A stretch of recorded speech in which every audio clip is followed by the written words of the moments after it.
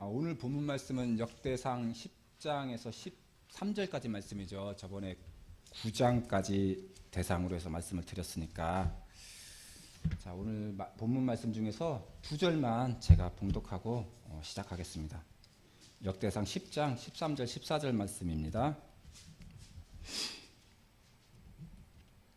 사울이 죽은 것은 여호와께 범죄하였기 때문이라. 그가 여호와의 말씀을 지키지 아니하고 또 신접한 자에게 가르치기를 청하고 여호와께 묻지 아니하였으므로 여호와께서 그를 죽이시고 그 나라를 이새의 아들 다윗에게 넘겨주셨더라.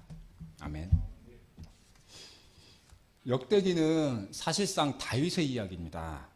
역대기는 이스라엘을 신앙 공동체로서 규정했다고 했습니다. 그래서 신앙 공동체로서의 이스라엘 왕인 다윗, 솔로몬, 그 중에서도 다윗을 가장 이상적인 지도자를 이렇게 부각시켰다고 했습니다. 그래서 역대기에서 다윗은 가장 뛰어난 그런 인물로만 나타납니다. 그래서 역대기의 기록은 다윗의 이런 면을 드러내는데 목적이 있다고 했습니다. 자, 오늘 본문 말씀은 역대기 10장부터 13절까지 말씀입니다. 자, 역대기 10장부터 13절까지의 대략적인 내용은 다윗의 왕위 등극과 또 다윗을 따르는 자들에 대한 소개, 그리고 다윗이 왕이 된 다음에 하나님의 언약궤를 예루살렘으로 이렇게 옮기려는 노력을 시작하려는 것까지가 오늘의 내용의 대략적인 소개입니다. 각 장에서 중요한 내용을 이렇게 짚어가면서 말씀드리도록 하겠습니다. 9장까지는 우리가 이스라엘 족보에 대해서 쭉 봤습니다. 9장까지는 이스라엘 족보에 대해서 쭉 설명하고 10장부터는 드디어 이스라엘의 왕정 시대가 시작됩니다. 자, 그런데 역대기에서는 이스라엘의 첫 통치자를 다윗으로 소개하고 있습니다. 우리가 알고 있는 이스라엘 역사와는 다르죠. 이스라엘의 첫 왕은 바로 사울이죠. 사울로 알고 있어요. 그런데 사울이 아니라 바로 다윗부터 이스라엘 왕정 시대가 시작되는 것처럼 역대기에서는 그렇게 기록하고 있습니다. 역대기에도 사울이 등장하긴 합니다. 10장에 읽어보셨으니까 아시겠지만, 그런데 사울이 등장하기는 하지만 나오자마자 바로 죽죠. 나오자마자 바로 죽는 사람은 주연 배우가 아니죠. 조연이나 아주 단역 배우에 불과하죠.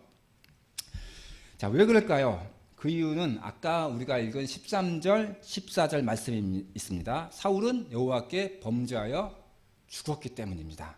죽은 것이기 때문입니다. 여호와께 범죄하여 죽은 자가 이스라엘의 첫 왕으로 되어서는 신앙 공동체인 이스라엘로서의 면모가 서지 않죠. 그래서 안 되었기 때문입니다. 그래서 역대기에서 사울도 등장하긴 하지만 사울은 장차 권력을 수립하게 될 다윗을 위해 어쩔 수 없이 언급돼야 하는 그 정도로만 언급되고 등장하고 바로 다윗의 이야기로 이스라엘의 왕정 시대는 바로 이제 시작하게 됩니다. 자, 사울이 죽은 것은 길보아 산에서 블레셋 사람과의 전투에서였습니다. 우리 역대기는 이 전투에서 사울의 죽음에 대해서 기록할 때 사울만 죽었다고 기록하지 않아요. 사울만 죽은 것이 아니라 사울과 10장 6절에서 사울과 그의 세 아들과 그의 온 집안이 죽으니라 이렇게 기록해놨습니다. 이것은 왜 그냥 사울이 죽었다 하면 되는데, 또는 사울과 그 세 아들이 다 죽었다 이렇게 하면 되는데 그의 온 집안이 죽으니라 이렇게까지 기록한 이유는 이것은 사울의 왕위의 계승에 대한 왕위 계승자들이 전부 죽었다. 왕위 계승자들이 전부 죽었다. 이런 말을 나타내기 위한 것입니다. 우리가 왕이 되는 것은 두 가지 절차에 의해서입니다. 하나는 왕을 이어받는 거죠. 전 왕으로부터 내가 왕을 세습받는 것. 세습받는 것에서 내가 왕이 될 수가 있고, 두 번째는 전혀 새로운 혈통에 의해서, 전혀 새로운 혈통에 의해서 전혀 상관없이 왕이 되는 그런 경우. 두 가지로 이렇게 왕이 될 수가 있습니다. 역대기 사가의 의도는 다윗이 사울에게 왕위를 물려받은 것이 아니라 전혀 새로운 혈통에 의해서 다윗이 새롭게 왕이 되었다. 이것을 말하고 싶은 것입니다. 범죄하여 죽은 사울을 계승한 것이 아니다. 이것을 말하고 싶은 것입니다. 10장에서 또 중요한 내용은 사울의 패배가 끝이 아니라는 것입니다. 보통 사울은 왕이었잖아요. 그 당시에. 보통 전쟁에서 왕이 죽으면 전쟁은 끝나는 거죠. 왕이 죽으면 그 나라가 망하고 전쟁이 끝나고 그렇게 끝나는 거예요. 하지만 여기서 사울이라는 왕이 죽었음에도 불구하고 이게 끝이 아니라는 거예요. 왜냐하면 사울 이후에 누가 기다리고 있어요? 다윗이 기다리고 있죠. 사울이 죽은 다음에 다윗이라는 이스라엘 시대의 진정한 지도자가 기다리고 있기 때문에 이게 끝이 아니라는 겁니다. 역대기 저자의 관점에서 사울의 죽음은 더 나은 시대를 위한 그런 준비일 뿐이라는 것입니다. 자, 이러한 관점에 대한 근거는 사울의 죽음에 대한 평가, 그리고 다음에서 계속 이어지는 다윗 시대에 대한 평가, 이런 것에서 역대기 저자의 관점을 파악할 수가 있습니다. 사울의 죽음 이후에 11장에서 중요한 사건은 다윗이 왕위에 등극하는 것입니다. 그런데 왕위에 등극하는 것입니다. 그래서 11장 1절에서 9절은 다윗의 왕위 등극과 예루살렘 정복을 기술하게 되는데, 특이한 점은 다윗이 왕위에 오르게 되는 점에서 지체함이 없다는 거예요. 우리는 사무엘서를 읽어보면 알 수 있는데요, 사울이 죽고 나서도 다윗은 7년 반 동안 내전을 치르죠. 유다 지파하고 다른 지파하고 갈라져서 7년 반 동안 치열하게 내전을 겪은 다음에야 온 전체 이스라엘의 왕으로서 이렇게 추대되게 되는데요. 그러나 역대기 저자의 관점은 이런 과정을 생략해요. 그 1절에 보면 온 이스라엘의 헤브론에 모여 다윗을 보고 이르되 우리는 왕과 가까운 혈족이니이다. 이거 내전을 겪은 그런 과정을 전부 생략하고 온 이스라엘 장로들이 모여서 이렇게 말을 한답니다. 그래서 이것은 바로 다윗이 왕이 되는 것에 대해 모든 지파가 이견이 없었다. 반대가 없었다. 절대적인 지지를 보냈다. 이런 것들을 강조하고 싶은 것입니다. 하나님의 말씀에 기초한 다윗 왕국을 건설하는 데 있어서 7년 반 동안의 내전이 있었다, 이런 것을 기록하는 것은 별로 적절해 보이지가 않잖아요. 역대기 저자의 관점에서 보면. 그렇기 때문에 이런 것들을 생략해버린 것입니다. 자, 그래서 왕이 된 다윗은 왕이 되어서 첫 번째로 한 일은 뭐냐면 예루살렘으로 진군해 가는 것입니다. 당시 예루살렘에는 여부수라는 족이 살았어요. 여부수라는 족이 살았고 당시의 지명은 여부수였습니다. 여부수로 불렸는데요. 물론 다윗이 여부수족과의 전쟁에서 승리해서 예루살렘을 차지했겠죠. 우리가 다 알고 있겠지만. 자, 그런데 역대기 저자의 관점에서 예루살렘 정복은 좀 특별한 의미가 있었습니다. 어떤 의미냐면 다윗이 왕이 된 후에 첫 번째 한 행동이 바로 예루살렘 정복이었고요. 그다음 그 뒤에서 계속 나오겠지만 예루살렘을 정복한 후에 첫 번째 한 행동은 바로 언약궤를 예루살렘으로 옮기려는 시도였습니다. 옮기려는 것이었습니다. 자, 예루살렘에는 장차 이제 우리가 알고 있지만 성전이 건축되죠. 성전이 건축되고 그 성전에는 하나님이 임재하실 것이잖아요. 임재하실 것이기 때문에 하나님의 성전의 터가 되는 그 예루살렘을 정복하는 일, 이것은 신앙 공동체인 이스라엘의 지도자로서 다윗에게 무엇보다 뒤에 할 수 있는 게 아니죠. 가장 우선해서 가장 먼저 해야 될 그러한 일이었던 것입니다. 자, 11장 10절부터는 다윗을 따르는 용사들에 대한 소개가 있습니다.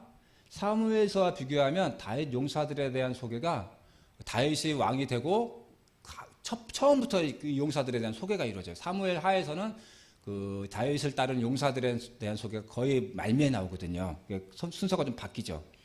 이러한 차이점이 생기는 이유는 뭐냐면 역대상에서는 다윗에 대한 지지를 좀 더 강조하고 싶었던 이유가 있었습니다. 그런 이유 때문에 다윗을 따르는 그 용사들에 대한 소개를 좀 더 배치상 앞으로 당겨서 이렇게 소개하고 있는 것이죠. 다윗에 따르는 용사들에 대한 소개는 가장 가까운 세 용사에 대한 소개부터 시작하는데요. 이런 일화도 있습니다. 다윗이 사울을 피해 아둘람 굴에 있을 때의 일입니다. 다윗은 거기서 베들레헴 우물물의 맛이 그리워졌다고 해요. 왜냐하면 베들레헴은 다윗의 고향이고 다윗이 피해 있는 아둘람 굴로부터는 약 25km니까 별로 멀지 않은 곳이잖아요. 이렇게 떨어진 가까운 거리에 있었기 때문이라고 합니다.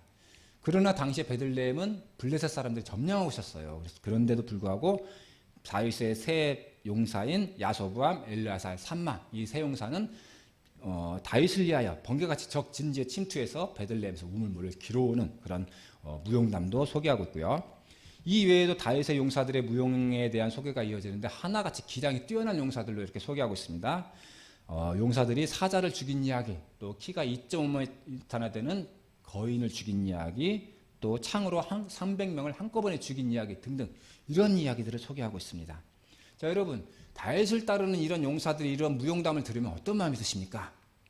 이런 다윗을 따르는 이 용사들의 이런 무용담을 들으면 저렇게 대단한 용사들의 충성을 받는 다윗이라는 사람은 과연 어떤 사람일까?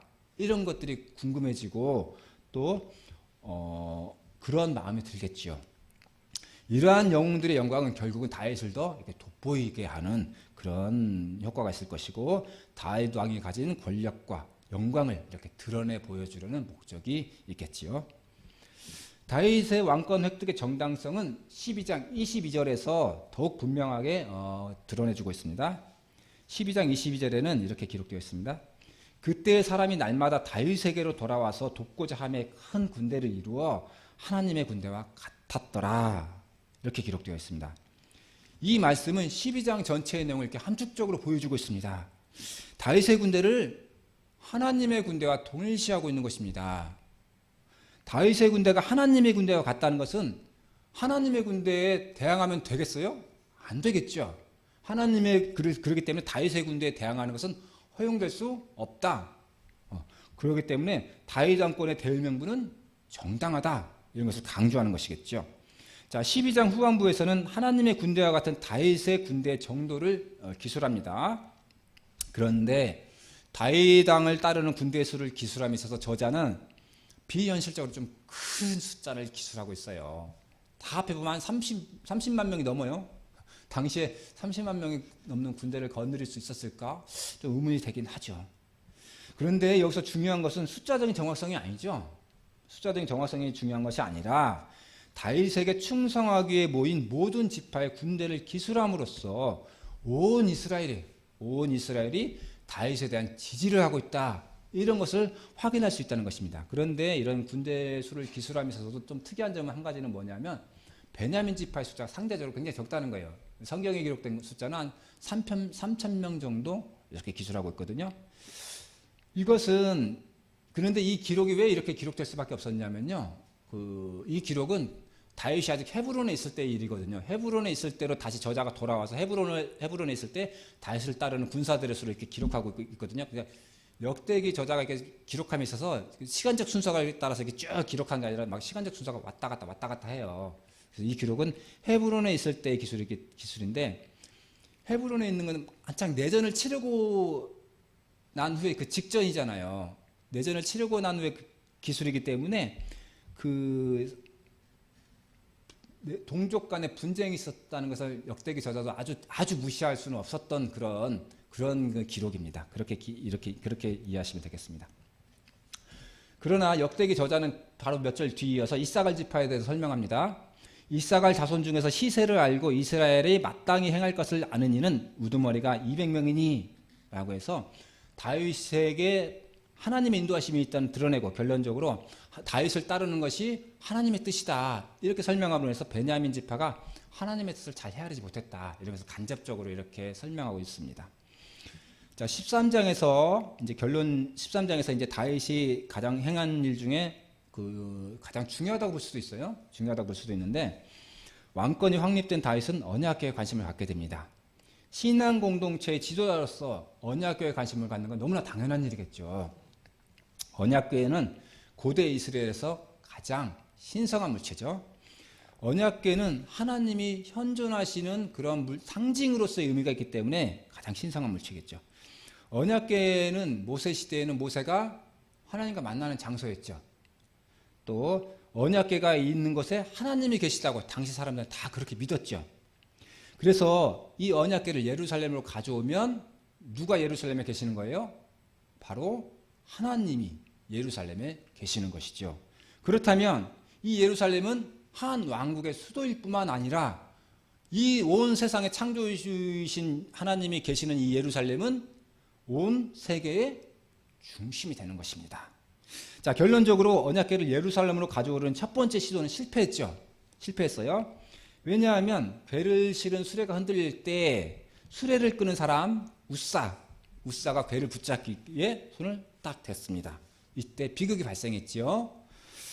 여호와께서 진노하사 치심에 그가 거기 하나님 앞에서 죽었다. 이렇게 우리 성경은 적고 있습니다. 자, 그런데 여러분 이 부분을 읽을 때 불편하죠. 불편한 감이 안 들면 현대를 살아가시는 분이라고 생각하기 좀 이상할 수도 있어요. 우리 기독교인 입장에서 굉장히 불편해요. 이 부분이. 그럼 어쩌란 말이냐. 괴가 떨어지게 그냥 놔두란 말이냐. 그죠? 저도 항상 이 부분을 이렇게 불편하지만 그냥 넘어갈 수밖에 없죠. 그런가 보다 하고. 자, 그런데 이 부분을 오늘 우리의 시각에서 보면 이해할 수 없지만 이것을 이해할 수 없죠. 이것은 우리가 공정하냐, 불공정하냐, 뭐 그런 관점에서 바라볼 게 아니에요. 고대의 하나님에 대한 생각, 고대 사람들이 하나님에 대해서 어떻게 생각했을까? 이런 생각, 또 이 언약궤가 가진 중요성, 의미, 상징성, 이런 관점에서 생각해 보면 조금 이해할 수 있어요. 자, 모세 시대의 궤는 하나님과 만나는 장소라고 했어요. 자, 궤가 있는 곳은 하나님이 현존하시는 곳이라고 했습니다. 하나님의 발등상이죠. 궤는 하나님의 힘, 그리고 현존, 이런 것하고 결부가 되어 있는 겁니다. 자, 고대 시대에 하나님과 만나는 일은 늘 있는 일이에요? 두려운 일이에요? 두려운 일이죠. 하나님을 만나면 죽는다. 하나님을 대면하는 것은 그래서 우리가 대면하면 안 된다. 이렇게 생각했겠죠. 그래서 모세도 타는 덤불에서 하나님을 만날 때 어떻게 했어요? 얼굴을 가리잖아요. 두려워서 얼굴을 가려요. 마태복음에서도 하늘로부터 이는 내 사랑하는 아들이라는 소리가 들려올 때 제자들은 땅에 엎드렸죠. 두려워서. 그래서 당시의 관점에서 보면 하나님을 대면하면 죽는 것이 당연한 일이에요. 죽는 것이 당연한 일이고 오히려 예외적으로 아주 예외적인 경우에 살았다. 이렇게 생각하는 것이 생각하면 이해가 되겠죠. 아주 예외적인 경우에 살았다. 자, 웃사의 죽음 이야기는 하나님의 현존 가운데 서 있는 것은 두렵고 놀랍다는 관점에서 파악하면 우리가 좀 이해하고 좀 덜 불편한 그런 마음을 가지고 넘어갈 수 있겠죠. 자, 어쨌든 다윗도 오늘 우리만큼 놀랐던 것 같습니다. 웃사의 죽음은 궤 운반의 행렬을 중단시키고 또 다윗은 하나님을 두려워하여 언약궤를 다윗성으로 들이지 못하고 오벳에돔의 집으로 메어갔다고 했습니다. 자, 여기서 우리는 언약궤가 축복인지 저주인지 생각해 봐야 하는데 그에 대한 답은 13장 14절에 있죠. 하나님의 궤가 오벳에돔의 집에서 그의 가족과 함께 석 달을 있으니라. 여호와께서 오벳에돔의 집과 그의 모든 소유에 복을 내리셨더라. 언약궤는 하나님의 현존의 상징입니다. 하나님이 오늘 우리와 함께 계시는 것은 축복이지요. 하나님이 우리와 함께 계시는 것이 축복이라는 것을 오늘 말씀에서 오벳에돔의 집에 복을 내리신 것과 앞으로 이어질 14장 그리고 이하의 말씀에서 다윗에게 승리를 주시고 성전을 건축할 수 있는 모든 것을 허락하시는 것에서 그것이 증거가 되고 있습니다. 하지만 동시에 하나님은 두려운 분이시죠. 그분에 대해 범죄했을 때 심판도 하십니다. 하나님께 범죄한 유다는 저번 주 족보에서 나왔죠. 바벨론의 포로로 끌려가고 오늘 말씀에서 하나님께 범죄한 사울은 죽었습니다. 그런데 우리는 왜 안 죽었을까요, 여러분? 우리는 멀쩡히 살아서 돌아다니네요. 어떻게 설명할 수 있어요? 우리도 하나님께 범죄했잖아요. 죄인이잖아요. 죽어야 되는데 살아있어요. 심지어 저는 설교도 해요. 그 은혜로밖에 설명할 수 없겠죠. 그것을 설명하는 것이 바로 은혜입니다. 은혜로밖에 설명할 수 없습니다. 그렇지만 우리가 아주 안 죽는 것은 아니죠. 우리에게 죽음은 유예되어 있죠. 언젠간 우리 죽겠죠. 하지만 아주 죽는 것도 아니죠. 말이 좀 웃기지만 아주 죽는 것도 아니에요. 우리에게 구원은 또 예정되어 있습니다. 우리가 역대상의 말씀으로 한정해서 보면 유다의 흥망과 또 사울의 죽음은 상징적입니다.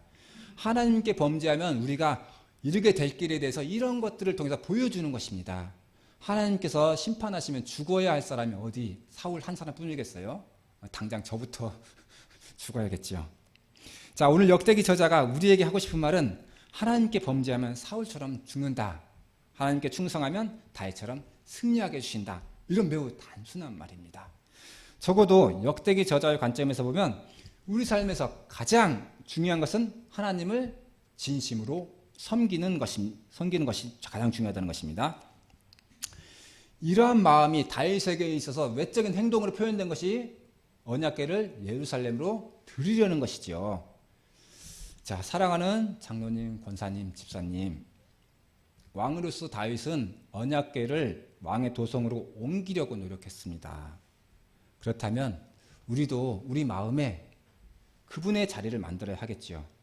그런데 사실 예루살렘으로 언약궤를 옮기는 것보다 우리 이 마음에, 이 조그만 마음에 하나님이 계시는 자리를 만드는 것이 더 어렵습니다. 그래서 우리는 날마다 전쟁처럼 살아야죠. 날마다 전쟁처럼 살아야 하는 운명입니다. 전쟁에서 승리하셔서 하나님 나라의 선한 일꾼으로 칭찬받으시는 여러분 되시길 바라겠습니다. 잠깐 기도하겠습니다. 하나님 아버지, 우리가 오직 섬길 것은 하나님이시요 다른 것은 아무것도 없습니다.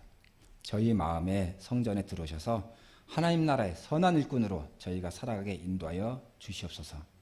교회와 가정과 일터에서 또 주변에서 우리 예수님의 편지를 전하는 배달부로서 저희 삶을 항상 돌아보고 가꾸는 삶이 될 수 있도록 인도하여 주시옵소서. 예수님의 이름으로 기도드렸습니다. 아멘.